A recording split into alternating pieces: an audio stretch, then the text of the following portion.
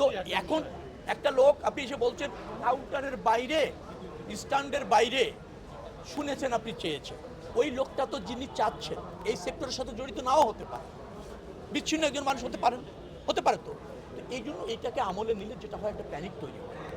যদি কেউ চেয়ে থাকেন তাকে ধরেন, ফাইন্ড আউট করেন, তাকে বাস স্ট্যান্ডে নিয়ে যান, ভাই আপনার কাউন্টার কোনটা, আপনি কোন বাসের এমপ্লয়, আপনার কার্ডটা একটু দেখুন।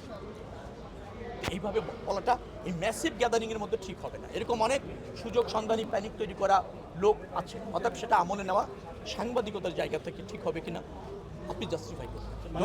একটা বিষয় সেটা হচ্ছে যে আজকে সকালেও আপনার ইসলাম পরিবহনে একটি বাসের ধাক্কায় আরেকটি বাসে যাত্রী 4 জন যাত্রী মারা গেছে ঢাকায়। হ্যাঁ, এই ঈদে আমরা দেখছি যে সড়কে প্রতিদিনই মৃত্যুর মিছিল, এইটা কোনোভাবে রোধ করা যাচ্ছে না, মিছিল শব্দটার জায়গায় আমার একটু আপত্তি আছে। দুর্ঘটনা ঘটেছে, অনাকাঙ্ক্ষিতভাবে ঘটেছে, দুর্ঘটনা কাম্য নয়, কিন্তু আপনাকে এটা জানেন যে প্রতিদিন প্রায় 1.5 লাখের মতো গাড়ি চলাচল করছে সব রুটে যদি বলেন। তো এই প্রতিদিন 1.5 লাখের মতো গাড়ি যখন চলাচল করে, কোনো সময় অনাকাঙ্ক্ষিতভাবে 2-1টা দুর্ঘটনা ঘটেছে। আমাদের বছরে কিন্তু এটা সত্য যে 4000-এর মতো লোক সড়ক দুর্ঘটনায় বছরের ডিপার্চার হয়। তো প্রতিদিন ওভাবে যদি যান তা দেখবেন যে একটা নির্দিষ্ট সংখ্যক লোক আমাদের সড়ক দুর্ঘটনা মারা যাচ্ছে অনাকাঙ্ক্ষিতভাবে। তো এটা রোধ করার জন্য চেষ্টা আছে। কোনো সময় ত্রুটিপূর্ণ যান অথবা ড্রাইভারের ভুল অথবা যাত্রীর অসচেতনতা এর জন্য দায় হয়ে যায়।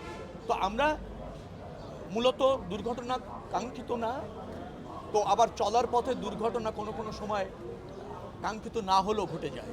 এটা রোধ করার জন্য, নিয়ন্ত্রণ করার জন্য আমাদের চেষ্টা আছে। তবে যাত্রী, মালিক এবং ড্রাইভারদের সচেতনতা খুব জরুরি।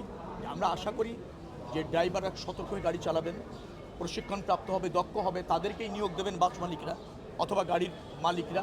অ্যাট দ্য সেম টাইম গাড়িটা যাতে ফিটনেস যুক্ত হয় সেই গাড়ি তারা চালাবেন। এর থেকে আমরা নিয়ন্ত্রণ করার জন্য যা করার তা করছি।